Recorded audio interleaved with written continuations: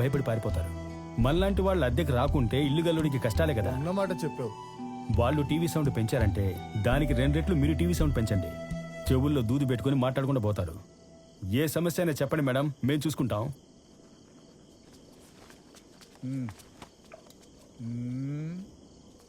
ఈ వేళ ఇప్పుడు పళ్ళు తోముతున్నాడంటే నీళ్ళకి కరువు ఎందుకు రాదు? ఎవరు వీళ్ళు ఓవర్గా మాట్లాడుతున్నారు? ఈ ఇల్లు ఇప్పించిన బ్రోకర్ మంచోడు.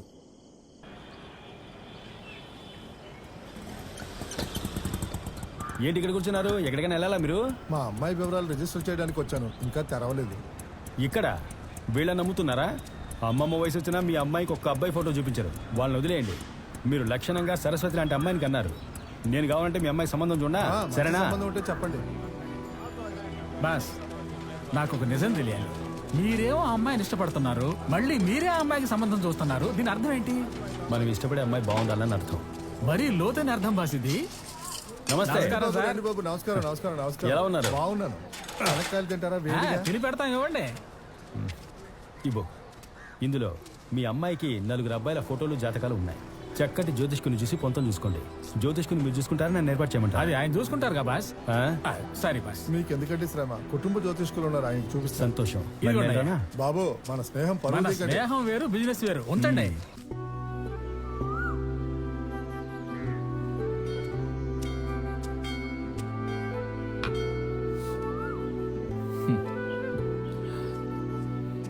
మిత్రమా, మిత్రమా, మరీ సంకోచంగా ఉంది. నా మనసులో ఉంది, నీకు ఎలా చెప్పాలా? ఆ అమ్మాయికి సంబంధం చూసావు కదా, అది ఏమైంది? అదా, 4 జాతకాలతో పాటు పోయేదేముందిలే అని నా జాతకం కూడా కలిపి పెట్టా. పుసుక్కుమని పొంతన సరిగ్గా కుదిరిందనేశారు. మాషా అల్లా, నీ టైం బాగుందిరా. చాలా సంతోషం. జాతకాన్నే లవ్ లెటర్లా ఇచ్చావు కదా. ఏం చేయమంటావు భాయ్? ఎంత ప్రేమించినా గ్రహచారం బాగుందా అని చూస్తున్నారుగా.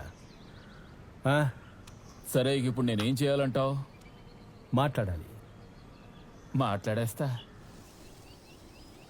బాయ్, ఏదో మాట్లాడాలన్నారు. ఎక్కడికి తీసుకెళ్తున్నారు? చెప్తాను. ఇదిగో చూసారుగా, మన కృష్ణ ఆటో తోలి కష్టపడి కట్టిన ఇల్లు. ఒంటిల్లుగా ఉంది. ఒంటిల్లు అనకండి, ఈ ఏరియాకి మొట్టమొదటి ఇల్లు అనండి. రేపు రాబోయే పెళ్ళం కోసం ఈ రోజే ఇల్లు కట్టించి సున్నాలు వేయించి ఉంచాడంటే ఆలోచించండి. స్టీల్ సామాన్లన్నీ కొత్తవే. ఇక్కడ ఉండాల్సిన గ్యాస్ స్టవ్, మిక్సీయే అక్కడ మీ ఇంటికి వచ్చాయి. పెళ్ళయ్యాక సారి ఖర్చు మిగిలినట్టే. ఈ ఇంట్లో కుటుంబంతో కాపురం చేయాలని వాడికి అంత ఆశ. అమ్మాయిని మాత్రం పంపిస్తే చాలు. మీరు కొత్తదా? అయ్యో, ముట్టుకోకండి. కొత్తదా? తాకితే గీతలు పడతాయని ఎవరిని ముట్టుకోనివ్వడు.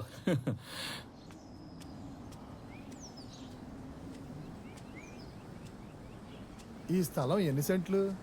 5.5 సెంట్లు. అదే, ఓ గ్రౌండ్ ఉంటది. మరి ఎందుకు ఇంకా పెళ్లి చేసుకోలేదు? ఏం చెప్తామండి. చూడండి బలరామయ్య గారు, ఈ ఊళ్ళో చాలా మందికి పెళ్లిళ్ళు కాకపోవడానికి కారణం చేసి పెట్టేవాళ్ళు ఎవరూ లేక. మేము ప్రయత్నిస్తున్నాం, కానీ ఆలస్యం అవుతోంది. నీళ్లు తాగి చూడండి, కొబ్బరి నీళ్ళలా ఉంటాయి. హచ్చం మన కృష్ణ మనసులాగా తీయగా లేవు. అమ్మా నాన్న చుట్టాలు బంధువులు ఎవరు లేరా? పాపం నాన్న చిన్నతనంలోనే చనిపోయారు. 2 ఏళ్లకు ముందే వాళ్ళ అమ్మ చనిపోయింది. ఆవిడ ఉన్నంత వరకు వీడికి ఎలాగైనా పెళ్లి చేయాలని విశ్వ ప్రయత్నాలు చేసింది. వీడే పెళ్లి చేసుకుంటే చదువుకున్న అమ్మాయినే చేసుకుంటానంటున్నాడుగా. కానీ మేనమామ ఒకరున్నారు, పెళ్లికి వచ్చేస్తారు. బాబు ఎంతవరకు చదువుకున్నాడు? వాడు 3వ క్లాస్ వరకు చదువుకున్నాడు. నా కూతురికి సమానంగా చదువుకోలేదే. మీ అమ్మాయి ఏం చదువు? 10వ తరగతి పాస్ అయింది.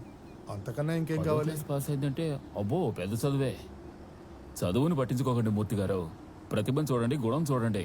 మీ పిల్లనివ్వండి, కృష్ణ అరచేతిలో పెట్టుకుని చూసుకోకపోతే అప్పుడు అడగండి.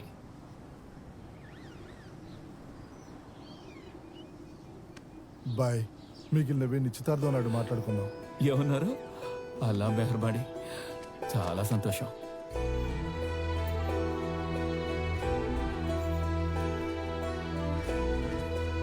రండి రండి రండి. నమస్కారం. నమస్కారం. ఇటండి. ఇలా కూర్చోండి. వీరే మా కృష్ణ మేనమావ. నమస్కారం అండి. అంతా దేవుడి నిర్ణయం. మన చేతుల్లో ఏముంది? మాషా అల్లా. సావిత్రి ఇలా రామ్మా. తన్నెందుకు ఇబ్బంది పెడతారు? రోజు కలుస్తూనే ఉన్నాగా. నువ్వేం కంగారు పడరా, సంప్రదాయం మేమంతా చూడాలి కదా. చూస్తాం. సరే.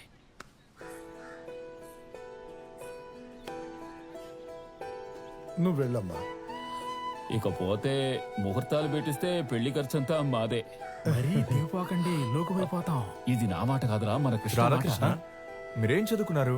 నాకు పెద్దగా చదువు అవ్వలేదండి, 3వ క్లాస్ వరకు చదువుకున్నా. నిజానియా? బాబు ఏం మాట్లాడుతున్నారు? అది పర్లేదు, కాదు. ఊరుకోండి. అయ్యా కోపడకండి, మనోళ్ళు చదువుకొని వాళ్ళని నిశాని అనేగా అంటారు.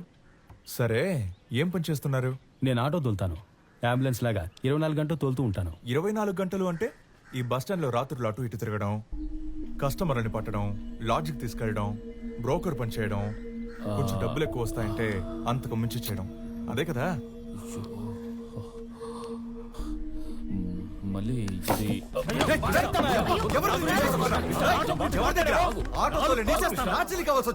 ఏయ్, ఈ జిల్లా మొత్తం అడిగి చూడరా, నేను ఎలాంటి వాడిని చెప్తారు. నేను సత్యానికి ధర్మానికి కట్టుబడతాన్రా. ఇంతవరకు నా ఆటో ఎప్పుడు ఖాళీగా వెళ్ళా, ఎప్పుడు ఎవరో ఒకరు ఎక్కించుకునే పోతాన్రా. నన్ను నమ్మి వయసుకు వచ్చిన అమ్మాయిని పంపిస్తారా ఈ ఊళ్ళో? నేను చదువుకోవడానికి బడికి పోలా, కానీ రోజు పడిపోతాన్రా పిల్లల్ని జాగ్రత్తగా దింపడానికి. మూర్ఖుడా మూర్ఖుడా మూర్ఖుడా! జీవితమే నాకు పాఠం రా. ఎవరా నిశాని? ఎవరా నిశాని? అది ఆటో కాదురా, నా బాలిటి దైవం అమ్మ, నా ఆకలి తీర్చే అన్నపూర్ణ. సావిత్రిని ఇష్టపడ్డాను వదిలేస్తున్నా, లేదంటే ఇక్కడ చీరేసవన్నా. సరే వదిలే. సరే, పదండి బాస్. రా. వెళ్ళు. మీరు రండి బాస్, మరి.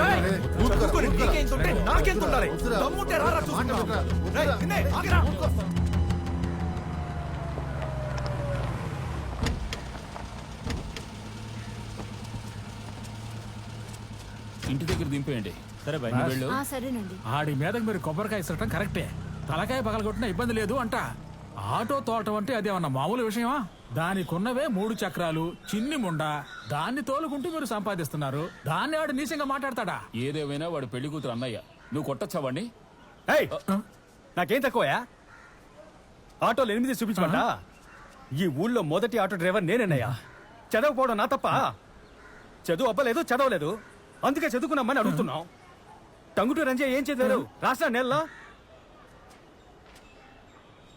ప్రతిభను చూడండి అయ్యా.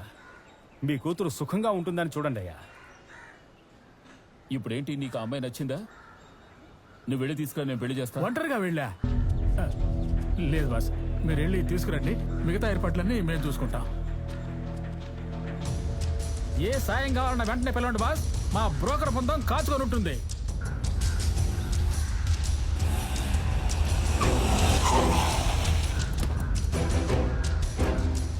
కూర్చోడా.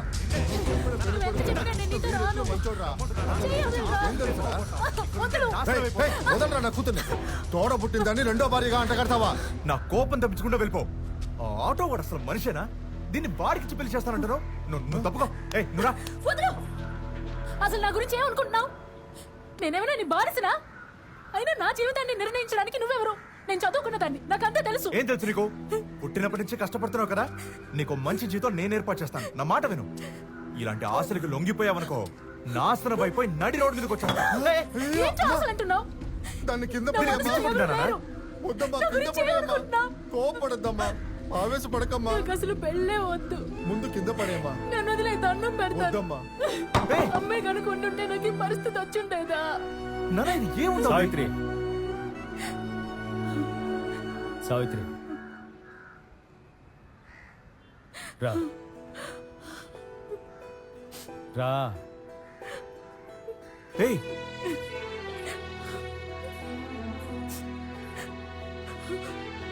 తనకు అన్నయ్య కనుక కొట్టకుండా వదిలిపెడుతుంది. మర్యాదగా పెళ్లికొచ్చి. ఏ సావిత్రి, నేను చెప్పేది విను. వెళ్ళొద్దు.